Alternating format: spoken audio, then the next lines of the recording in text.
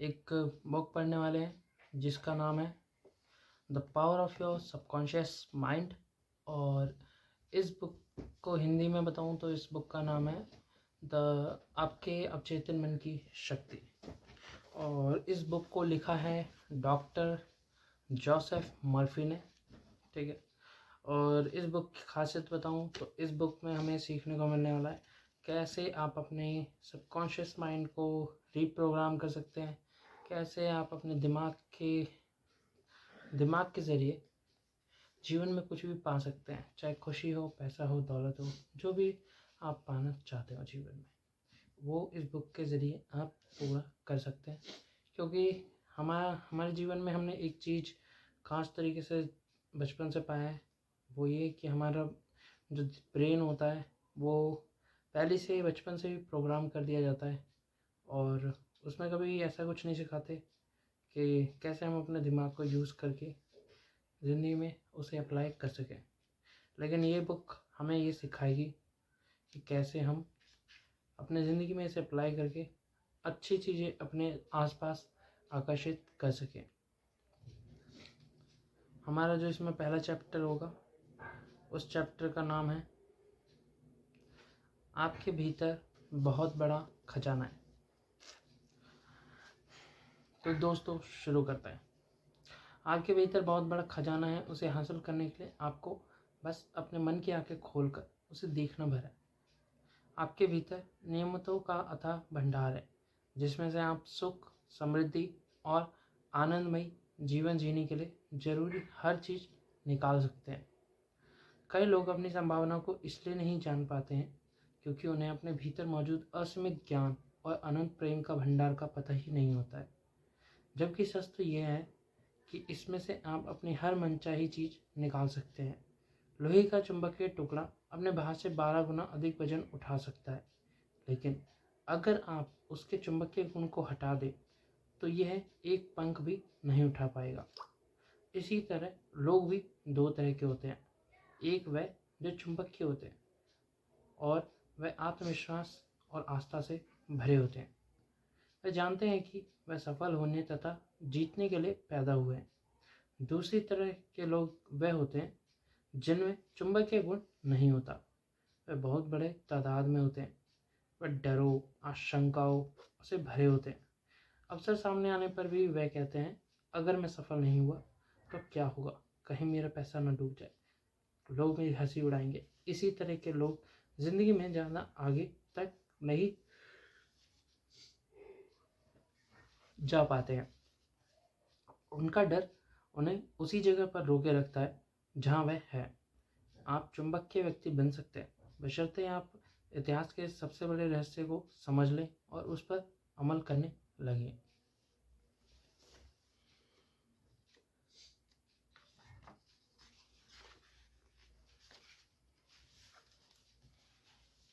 अगला टॉपिक हमारा है दो मस्तिष्क। आपके मस्तिष्क एक है लेकिन इसके दो स्पष्ट और विशिष्ट कार्यकारी भाग है। इन दोनों का कार्य विभाजन मस्तिष्क के सभी विद्यार्थियों को काफ़ी अच्छी तरह मालूम है। आपके मस्तिष्क के ये दोनों हिस्से एक दूसरे का मूलतः अलग हैं। इन दोनों के अपने विशिष्ट गुण और शक्तियाँ हैं, एक दूसरे से अलग है।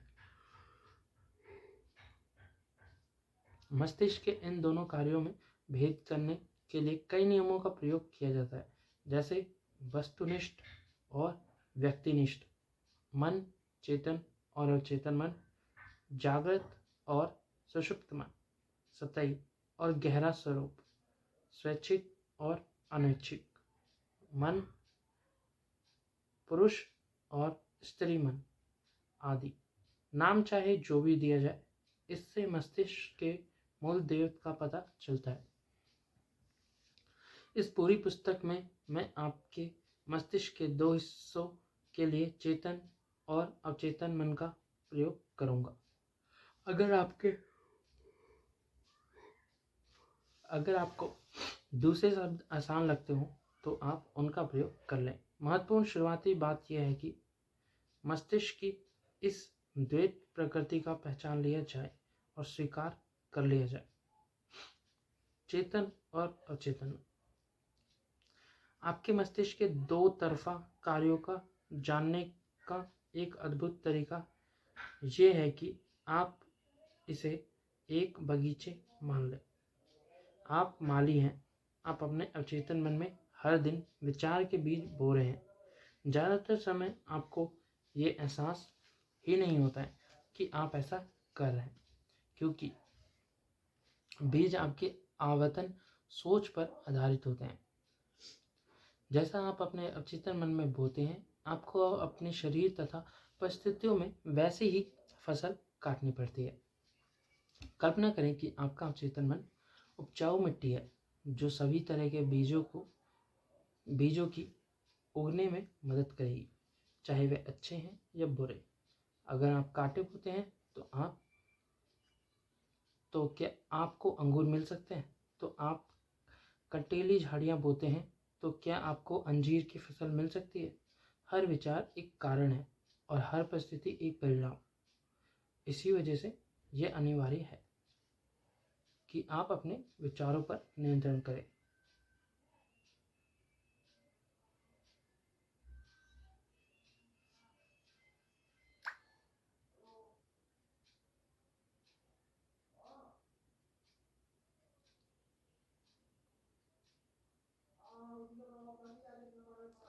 सिर्फ इसी तरह इच्छित परिस्थितियाँ मिल सकती हैं। इसी समय शांति, खुशी, सही कर्म और सद्भावना और समृद्धि के विचारों के बीज बोना शुरू कर दें।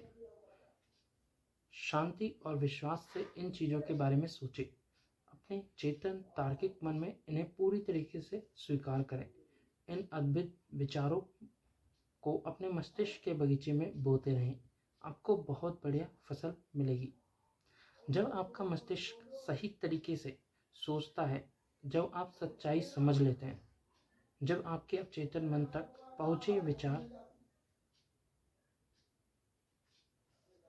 सृजनात्मक, सद्भावनापूर्ण और शांतिपूर्ण होते हैं, तो आपके अवचेतन की जादुई कार्यकारी शक्ति प्रतिक्रिया करेगी।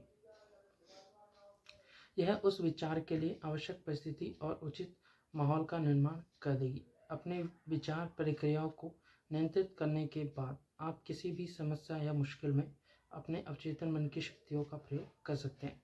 वास्तव में आप जानबूझकर हुए उस असीमित शक्ति और अटूट नियम के साथ सहयोग कर रहे हैं जो अभी चीज़ों पर लागू होता है। अपने चारों तरफ देखें। आप चाहे जहाँ रहते हो, आपकी सामाजिक स्थिति चाहे जैसी हो, आप देखेंगे कि अधिकांश लोग बाहर की दुनिया में जीते हैं। बहरहाल, ज़्यादा ज्ञानी लोग अपने अंदर की दुनिया में जीते हैं। उन्हें एहसास है, जो आपको ही भी होगा, कि अंदर की दुनिया से ही बाहर की दुनिया उत्पन्न होती है। आपके विचार, भावनाएं और आपके अनुभव के जनक हैं। आंतरिक मन ही एकमात्र रचनात्मक शक्ति है। ब्रह्म संसार में आपको जितने भी चीज़ें मिलती है, वे सभी अपने मन के अंदरूनी संसार में उत्पन्न की है। चाहे आपने यह काम सचेतन रूप से किया हो या अचेतन रूप से। जब आप अपने चेतन मन और अवचेतन मन की आपसी कार्यविधि को बारे में सच्चाई जान लेंगे, तो अपने जीवन को काया पलट करने में कामयाब हो जाएंगे। अगर आप बाहरी स्थितियों को बदलना चाहते हैं, तो आपको उनके कारणों को बदलना होगा। अधिकांश लोग परिस्थितियाँ और स्थितियों से संघर्ष करके उन्हें बदलने की कोशिश करते हैं। यह समय और मेहनत की भयंकर बर्बादी है। वह यह नहीं देख पाते हैं कि यह स्थिति और परिस्थितियाँ किसी कारण से उत्पन्न हुई है। अपने जीवन से मनमुटाव, दुविधा, कमी और सीमा को दूर करने के लिए आपको उसके मूल कारण को दूर करना होगा। कारण है वह तरीका जिससे आप अपने चेतन मन का प्रयोग करते हैं, वह विचार और तस्वीरें जो आप इसमें भरते हैं। कारण को बदल दें, परिणाम अपने आप बदल जाएंगे। यह इतना ही आसान है। हम सभी असीमित दौलत के अथाह समुद्र में रहते हैं। आपका चेतन मन आपके चेतन विचारों के प्रति बहुत संवेदनशील होता है। ये चेतन विचार सांचे की तरह काम करता है, जिनमें आपको अवचेतन का असीमित ज्ञान, बुद्धि, जीवन शक्ति और ऊर्जा प्रवाहित होती है। अगर आप सांचे को अधिक सकारात्मक बना दे तो आपको इस असीमित ऊर्जा से अधिक लाभ हो सकता है। इस पुस्तक का हर अध्याय सच्ची और प्रासंगिक उदाहरण देकर बताता है कि आप अवचेतन मन के नियमों को किस तरह लागू कर सकते हैं।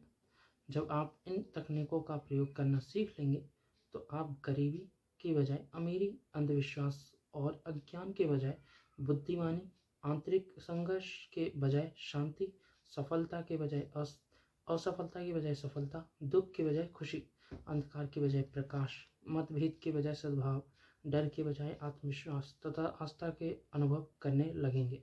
क्या इनसे अद्भुत वरदान हो सकता है?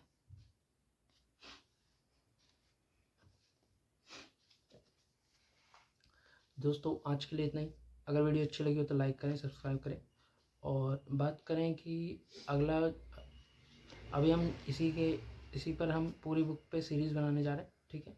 और अगर आपको और भी किसी बुक पे अगर आपको उसकी समरीज चाहिए तो आप हमें कमेंट करके बता सकते हैं। आज के लिए इतना ही दोस्तों, शुक्रिया। ऐसे ही रोज लेटेस्ट एपिसोड देखने के लिए हमारे चैनल को सब्सक्राइब करना ना भूलें